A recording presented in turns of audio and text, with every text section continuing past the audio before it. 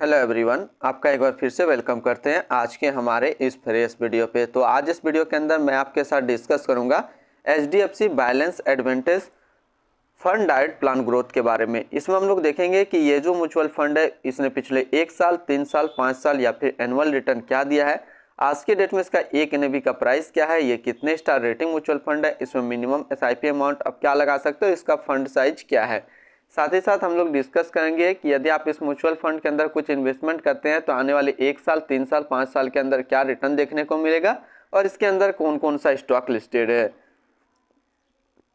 तो सबसे पहले इसका 1 साल का रिटर्न देखते हैं। तो 1 साल में जो रिटर्न दिया है वो 23.30% का रिटर्न है पिछले 1 साल के अंदर। 3 साल की बात कर लेते हैं तो 3 साल में जो रिटर्न है वो 26.50% का रिटर्न है। 5 साल की बात कर लेते हैं तो 5 साल में जो रिटर्न है वो 17.36% का रिटर्न है। और एनुअल रिटर्न की बात कर लेते हैं तो एनुअल रिटर्न जो है 15.37 का एनुअल रिटर्न है। अब हम लोग NAV देखते हैं। तो आज के डेट में इसका एक NAV का प्राइस है 423.88 रुपया। रेटिंग की बात करते हैं तो ये 5 स्टार रेटिंग म्यूचुअल फंड है। इसमें मिनिमम SIP अमाउंट 100 लगा सकते हैं। इसका जो फंड साइज है वो है 63,980 करोड़ का। हम लोग रिटर्न कैलकुलेटर देखते हैं। रिटर्न कैलकुलेटर में देखेंगे यदि आप मंथली 5,000 रुपया पर मंथ इस म्यूचुअल फंड के अंदर सेविंग करते हैं तो आने वाले 1 साल, 3 साल, 5 साल के अंदर आपको क्या रिटर्न देखने को मिलेगा।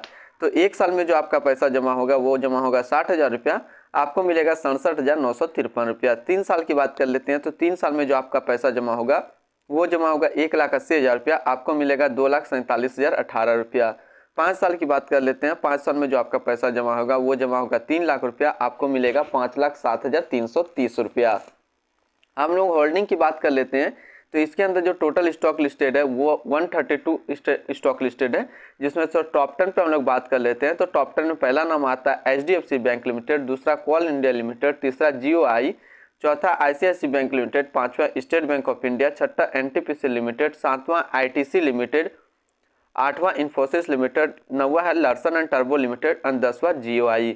तो ये टोटल टॉप 10 स्टॉक इसके अंदर लिस्टेड है। ऐसे इस म्यूचुअल फंड के अंदर जो टोटल स्टॉक लिस्टेड है वो 132 स्टॉक लिस्टेड है। हम लोग रिटर्न एंड रैंकिंग की बात कर लेते हैं।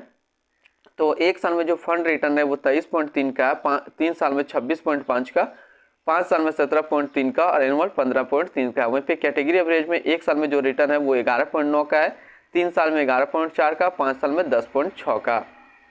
रिटर्न रैंक की कैटेगरी पे देखें तो 1 साल में दूसरे नंबर पे रैंक करता है, 3 साल में पहले नंबर पे रैंक करता है और 5 साल में भी पहले नंबर पे रैंक करता है।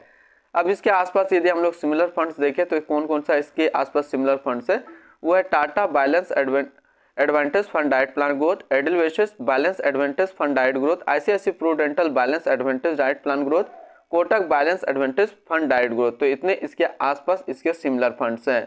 हम लोग इसकी एक्सपेंसिव रेशियो, एग्जिट लोड और टैक्स की बात कर लेते हैं। तो इसका जो एक्सपेंसिव रेशियो है वो है 0.82%।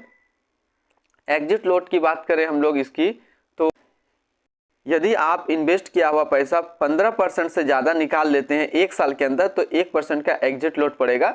और स्टैम्प ड्यूटी की बात कर लेते हैं तो स्टैम्प ड्यूटी है 0.005%। तो आज इस वीडियो के अंदर कंप्लीट डिस्कस किया हमने HDFC balance advantage fund diet plan growth के बारे में। फिर मिलते हैं हम लोग नेक्स्ट को इस तरीके का वीडियो की अच्छी जानकारी को लेकर के।